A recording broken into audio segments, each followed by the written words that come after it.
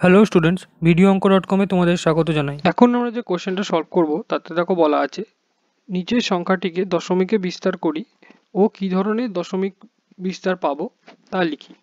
তো এখানে সংখ্যাটা দেওয়া আছে 5/8। তো এই 5/8কে দশমিকে বিস্তার করতে বলা আছে। যদি করি তো এখানে লিখছি 5 পয়েন্ট লাগালাম একটা, যেহেতু 8-এর চেয়ে 5 ছোট, তো এটা 0 পেলাম পয়েন্টের জন্য।